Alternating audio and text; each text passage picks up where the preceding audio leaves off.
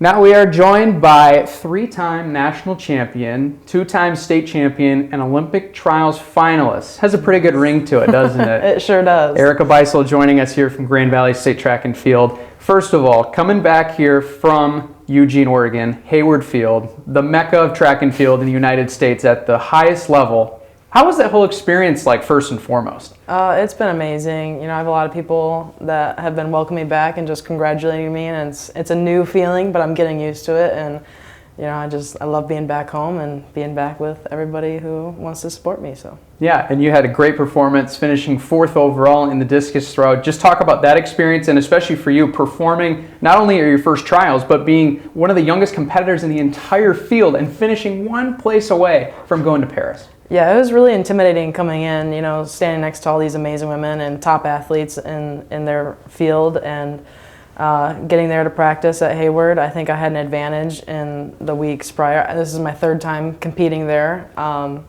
But yeah, it was really intimidating. I think me and my coach sat down and we had a conversation, and we were like, hey, we're not going to try and make it to top 12, but we're sure as hell going to, do our best. And so that's what we did. We just did our best.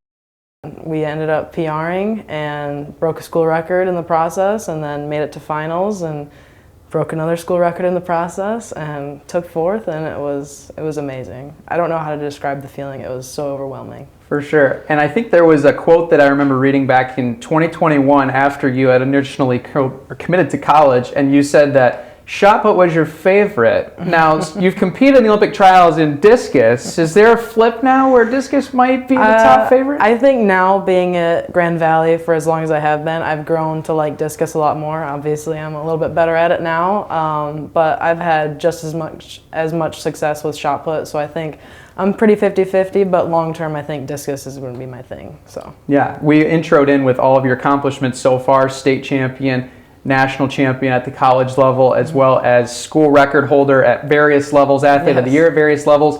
What's the next goal for Erika Beistle when it comes to track and field? The next goal is to break the discus national record for Division II, as well as the shot put national record, and it's within reach. I did it at Eugene, but it doesn't count because it was out of season, so we'll try and execute that this season, and then long term, yeah, we're going to try and make it to the 2028 Olympics and see how that goes. So yeah, for where you are at your top level, what are the things that you're going to look to improve on in order to try to get to those marks? We're definitely going to take a step back and get back to, I think I said this a couple times in a couple interviews, but getting back to basics and really, training, not just trying to throw hard every practice, but really trying to think about each movement and how that works and really processing each step. And so I think that's for the next 4 years, that's going to be what it takes to get to that next level and to make it and compete for the USA team. So yeah, just getting back to basics. Yeah. Rewinding back to growing up in Rodney, learning about sports, what made you choose track and field as kind of your sport of choice? My family, we weren't, my parents never pushed us to do sports. We weren't, pushed in soccer and basketball and everything. Is if you want to do it, you can do it. And in high school, track was one of those things that me and my sister were doing it together, and it was just something to do. And I actually wanted to quit, but I had some pretty great high school coaches that kept, hey, you could do this, and you could go to college for it, and you could get a scholarship for it. And I was like, oh, wow, okay. And kept doing it and broke high school records in the process and loved it, and ended up at Grand Valley and love my coach there and love the team and everything. So yeah, it's been a long journey, but I love it. So yeah, especially in that process, what's been the inspiration to not only compete in track and field, but now you're advancing yourself at the college ranks and now even the professional ranks at the trials? What's your inspiration to keep on going? I think I've always been really competitive, and I always want to be my best, and I always want to be better than the person next to me. So looking at Valerie Allman and people like that, I want to be at their level, and I think that's what keeps me going. And I have a lot of people who keep pushing me and supporting me, and that's what keeps me going. So absolutely. And when you kind of look back now, growing up in Rodney, a place of only a couple thousand people, to now being on the top level nationally of track and field, I mean, just reflect on that. What does that feel like now, kind of reminiscing back to where you started?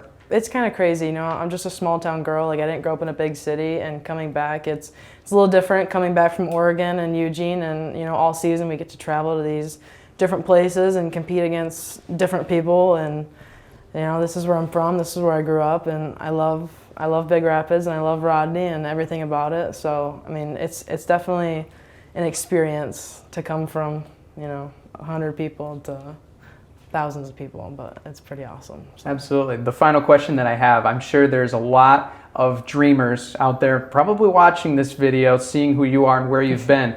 They want to get to that level. They want to be a college champion. They want to be at the trials. What would be your biggest piece of advice to them in order to achieve those dreams? I mean, it takes a lot of hard work. It takes a lot of dedication. There's a lot of choices in life that help you get to this point, and not doing the things that are going to get you in trouble, not going to parties, and, you know, getting in bed at a reasonable hour, and, you know, going to practice on time and stuff like that. Those are things that I do, and that's what has gotten me to this point. You know, I'm in practice a half hour before everything starts, getting warmed up, doing my thing, and that puts me in a better spot than a lot of other people. And I think just willing to put in the work and effort to be your best that's all you can do, and believe in yourself and have a little confidence, and it goes a long way. So yeah, that's what I got. Absolutely. Erika Beistle, Olympic trials finalist, joining us here. Thank you so much, Erika. Thank you, Brandon.